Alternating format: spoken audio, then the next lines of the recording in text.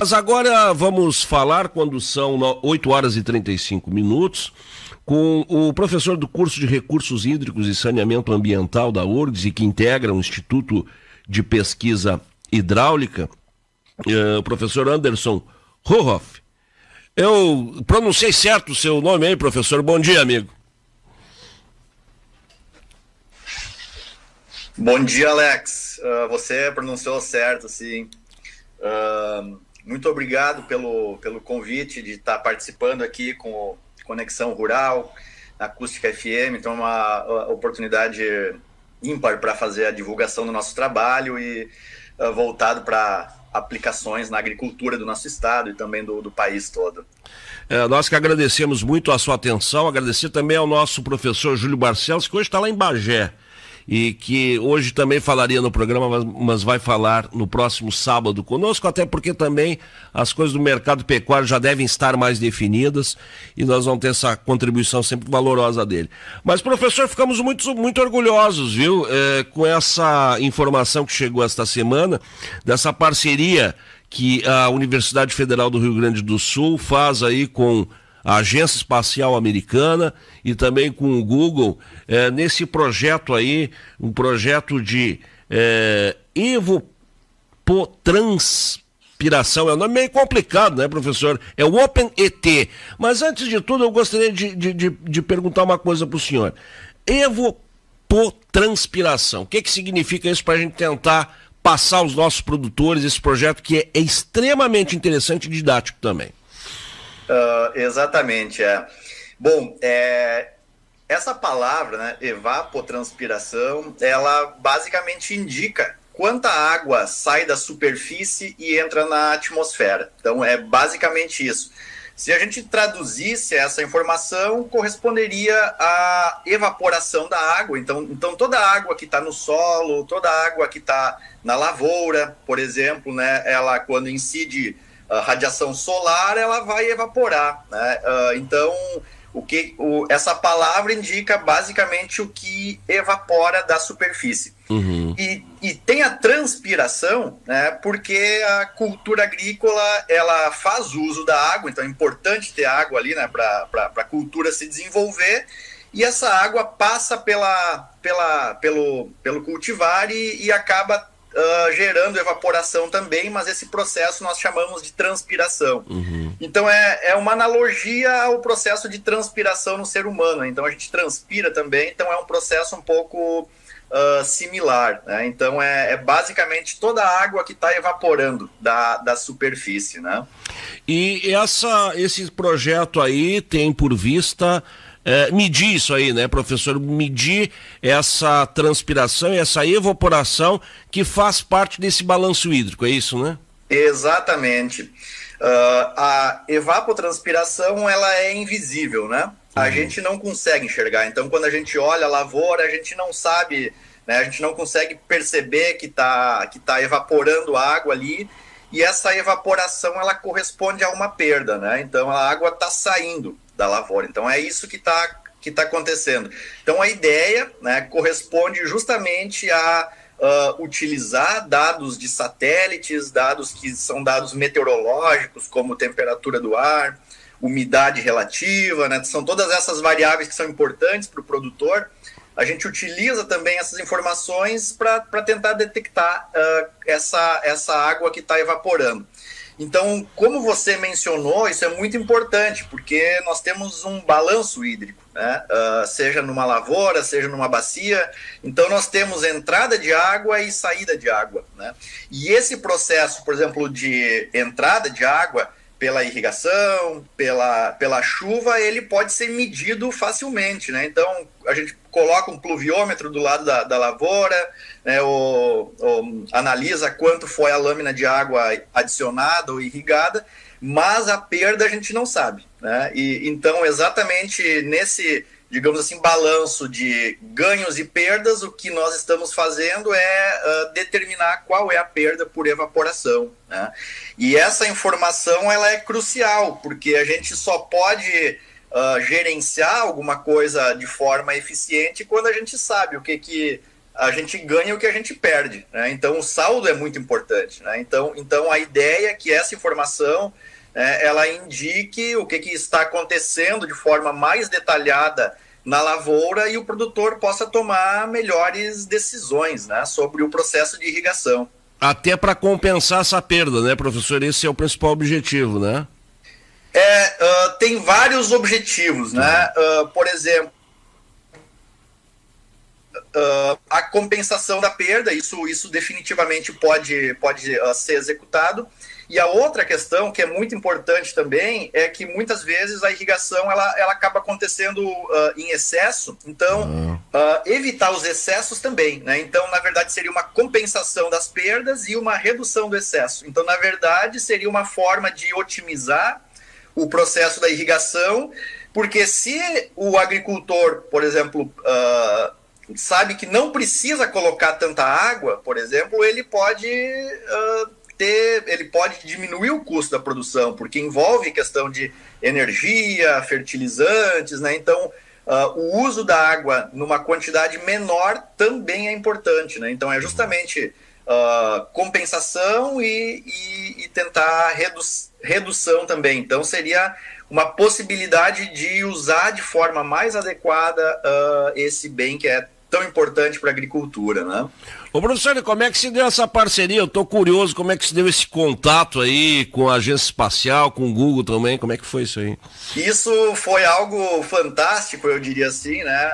O Instituto de Pesquisas Hidráulicas, onde eu trabalho, e a Universidade Federal do Rio Grande do Sul, realizam, né, pesquisas na área de recursos hídricos, e eu atuo na área, né, de dados de satélite, por exemplo, né? Então esse processo todo ele é gerado a partir de dados de satélite, e nós recebemos um convite para participar, né? Isso foi ainda em 2019, né? Justamente porque eu já fazia pesquisas, né? Então as pesquisas elas vão evoluindo devagarinho com o tempo, a gente vai gerando mais resultados, e nós vamos também publicando essas informações, mostrando para a sociedade, né, para os colegas, para os outros institutos, e como nós trabalhávamos, como o nosso grupo de pesquisa trabalhava numa área muito similar, nós acabamos sendo convidados, né, para participar.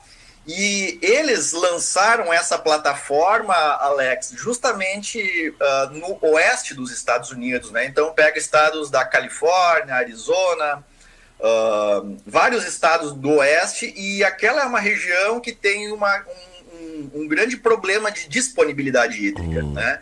Então eles estão sofrendo muito com secas, então tem cada vez menos água disponível. E aí essa questão, né, de, por exemplo, ocorrência de secas, diminuição da disponibilidade hídrica, fez com que eles desenvolvessem essa plataforma lá para os Estados Unidos e tentassem maximizar o uso da água na irrigação, né?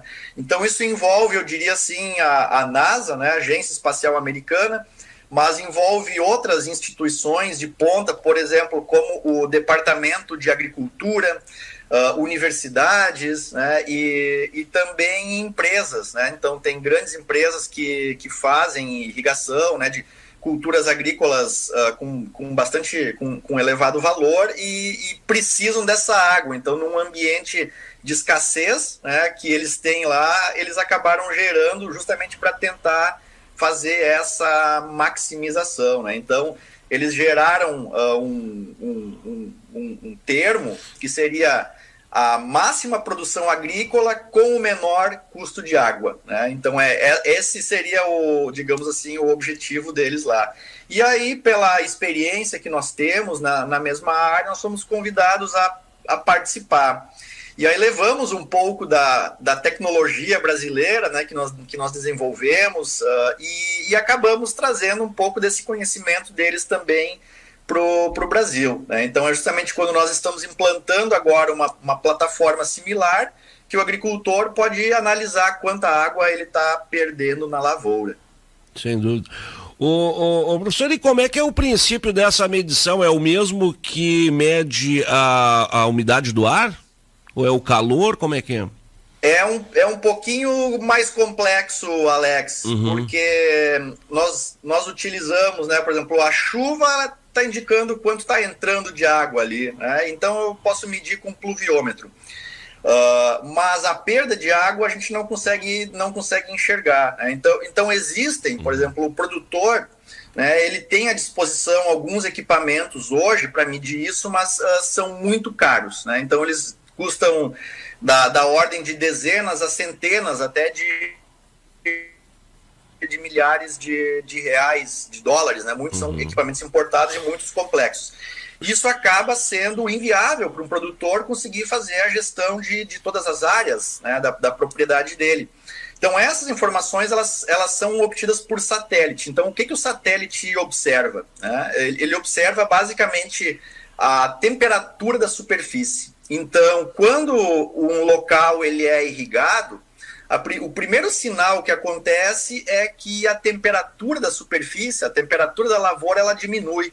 Então a gente pode perceber, pisando na água ali ou pisando no solo do lado de fora que está seco, dá para perceber a diferença na temperatura. E aí esse efeito, né, que nós temos de queda de temperatura, né, na área irrigada é que permite que a gente consiga determinar qual é a lâmina de água que está evaporando. Então, basicamente, são dados de satélites e são modelos, né? Então, são modelos matemáticos, eu diria assim, que utilizam, né, dados que são medidos, temperatura do ar, umidade relativa, né, insolação. Então, todas essas variáveis, elas entram nesse modelo e aí, como isso tudo vem de satélites, né, a gente consegue estimar, por exemplo, para o Rio Grande do Sul ou para o Brasil todo. Então, é uma tecnologia, né, que permite que a gente consiga enxergar um quadradinho, por exemplo, de 30 por 30 metros, né, 900 metros quadrados. Então, cada pontinho desses é possível de saber o que está acontecendo em termos de evaporação, né? Então, é basicamente isso. E aí, professor, nós temos, eu acho que isso aí vem ao encontro também de algo que tem acontecido muito no Brasil também, até para coibir isso aí, que são essas sucessivas queimadas que tem acontecido no Cerrado, tem acontecido em várias partes do Brasil aí. Poxa, nós tivemos agora, recentemente, aquelas imagens que vieram de São Paulo, daquela poeira tremenda ali e tudo. Acaba tendo alguma associação, logicamente, para tentar medir isso aí, para tentar coibir. Olha, nesse local, determinado local, não tem água, a evaporação está baixa, então o risco de queimada é maior. É por aí também, né? Exatamente, é isso aí, Alex. Então, como esses dados eles cobrem toda a superfície, né, toda a superfície do Brasil, que nós estamos analisando agora, a gente consegue enxergar, né, da mesma forma que um ambiente está irrigado, se esse ambiente está seco. Né? E se ele está seco, por exemplo, ele tem um processo que nós chamamos de estresse hídrico ou estresse evaporativo. Né? Então a gente pode identificar também, não apenas, né, numa lavoura irrigada, mas uma lavoura que não é irrigada, que depende só da chuva, ela também pode ser monitorada porque a gente pode determinar se existe um estresse hídrico ou não, né? E nos ambientes naturais a mesma coisa. Então se um bioma, né, como Pantanal, por exemplo, ou Cerrado, estão muito secos, isso indica que o risco de queimada é muito grande mesmo. Então podem ser, né, realizadas tentativas, né, campanhas de redução de queimadas. E localizado, né, professor? Localizado, né? Ô, professor, o senhor falou em bioma. O bioma Pampa, por exemplo, ele é formado por várias características, né? É multirregional, né? Nós temos lugares mais quentes, nós temos lugares com mais umidade, nós temos lugar com mais vento, né? Tudo isso aí acaba influenciando para que haja uma maior ou menor evaporação, né?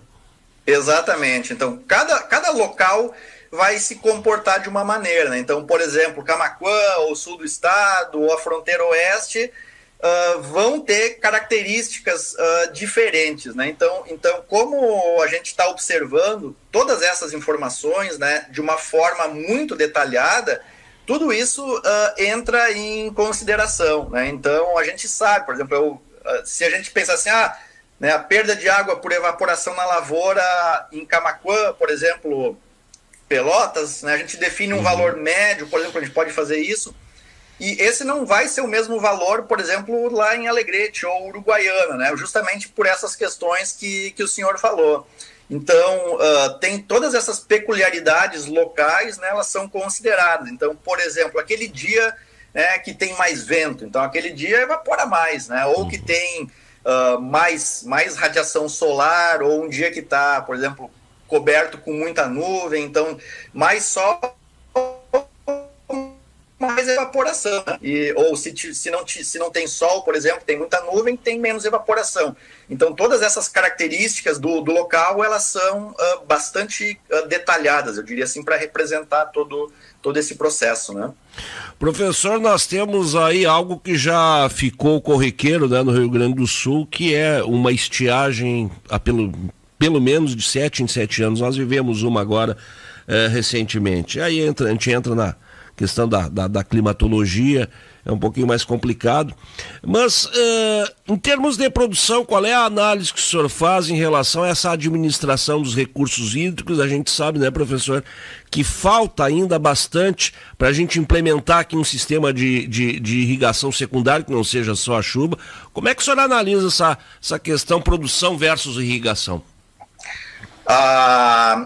Nesse contexto, né, que tu mencionaste, Alex, de mais, né, ocorrência de secas, às vezes elas são rápidas, né, às vezes elas causam danos muito grandes, e isso não tem ocorrido somente no sul do Brasil, né, tem acontecido também no Cerrado, né, na região central do país, e isso acaba causando perdas muito grandes na agricultura, né? E a irrigação ela vai ser fundamental para a gente conseguir manter produção de alimentos, né?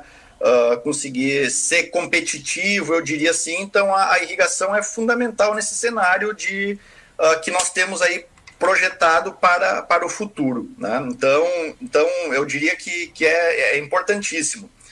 E a questão, né, é que aí, por exemplo, se essas secas elas estão ocorrendo com mais frequência, né, ou elas ocorrem a cada intervalo, né, de alguns anos, a gente pode esperar também que possivelmente a gente vai ter uma menor disponibilidade hídrica, ou a gente vai ter água quando não precisa e quando precisa não tem.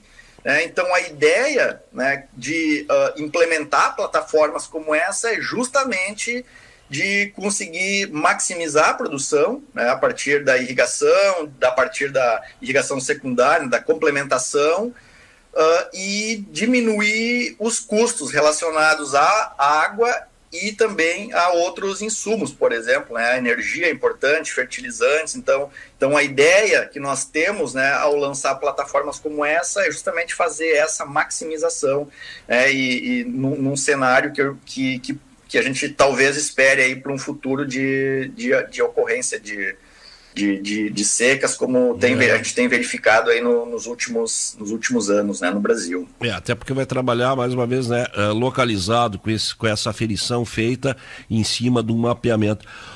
Professor Anderson, eu gostaria que o senhor falasse sobre o Instituto de Pesquisas Hidráulicas e também um pouquinho sobre o curso de recursos hídricos e saneamento ambiental. E se o senhor me permite, deixa eu fazer aqui a citação aos pesquisadores que também estão nesse projeto com o senhor, o Leonardo Lapelt, o Bruno Comini, o Rafael Kaiser, que são alunos, né, professor de pós-graduação nesse curso. Nos fale um pouquinho sobre essas duas instâncias aí.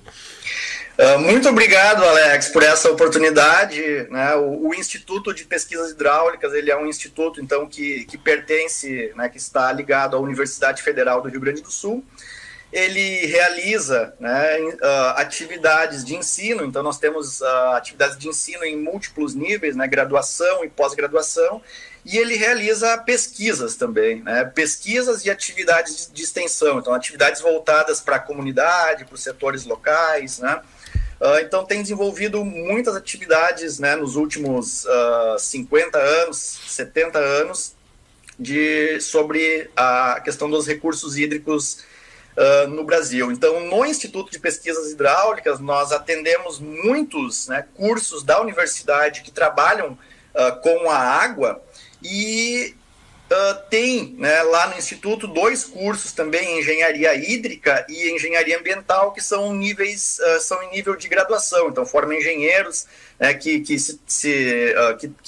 estudam, né, as questões ambientais, os recursos hídricos, e tem tido reconhecimento ímpar, né, um grande reconhecimento na comunidade nacional pela qualidade dos profissionais que saem de lá. E, ao mesmo tempo, este também o Instituto tem um curso, que é um curso de pós-graduação em recursos hídricos e saneamento ambiental, que faz, eu diria assim, pesquisas de alto nível, interações com diversos setores da sociedade, setores ambientais, setores econômicos, e atende, né, essa demanda que nós temos. Então, esses pesquisadores que você citou aí, Alex, o Leonardo, o Bruno, o Rafael, né, eles têm atuado nessa plataforma e eles integram, então, o corpo discente do programa de pós-graduação, e essas atividades, elas somente são possíveis, né, justamente com a participação, né, de professores e alunos. E eu gostaria de mencionar aqui, né, a qualidade do trabalho, né, que é realizado por eles, justamente porque é altíssimo nível. Então, puderam elaborar, né, modelos, bases de dados em parceria com instituições internacionais, né, e que a gente tem conseguido fazer isso, por exemplo, em parceria, né, com a NASA, com o Google. Então, eu fico muito feliz de ver toda a qualidade da pesquisa que eles têm realizado, né? Coisa boa ver a academia assim, né, pujante, né, firme, olhando para frente. Aí que entra, né, a importância do ensino nas nossas vidas, né? Imagina uma contribuição dessa aí, para muito tempo, para décadas, para séculos talvez.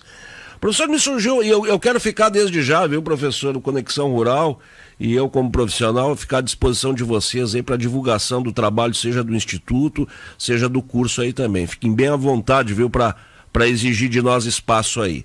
Professor, me surgiu uma dúvida, uma curiosidade. Nós temos aqui na Lagoa dos Patos, sempre que acontecem as estiagens, geralmente, né, nós temos um sério problema de sanilização da água da Lagoa dos Patos, que vem do mar, em função de que ela baixa, né? E isso acaba prejudicando, sem dúvida nenhuma, as lavouras, porque alguns pontos da Lagoa dos Patos, ela irriga as lavouras de arroz.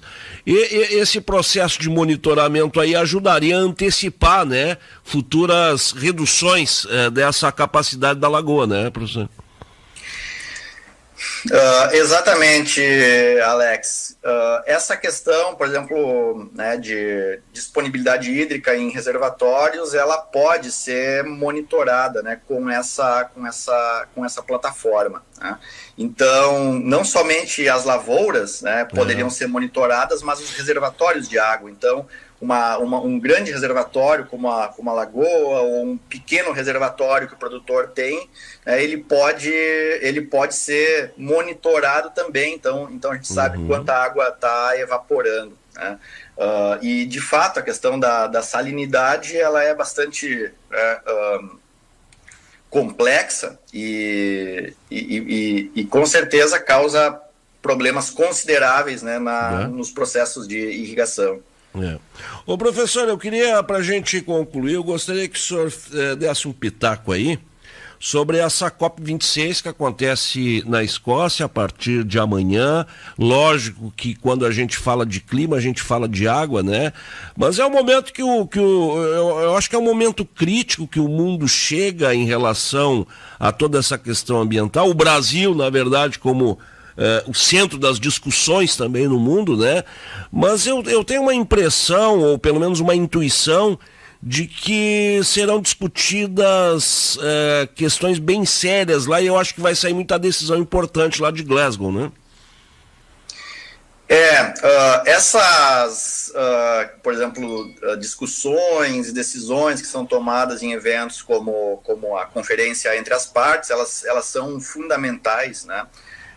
porque a gente está numa situação, eu diria assim, bastante, né, complexa. Então a gente busca desenvolvimento econômico, mas a gente precisa também considerar a questão da sustentabilidade ambiental, né? Então essa questão ela vai permear, né? Então todas as atividades futuras, por exemplo, precisam considerar, né, a questão da sustentabilidade ambiental, seja na questão, né, do uso racional da água na agricultura, né, seja na questão do desmatamento, das queimadas. Então, é fundamental, né, que a gente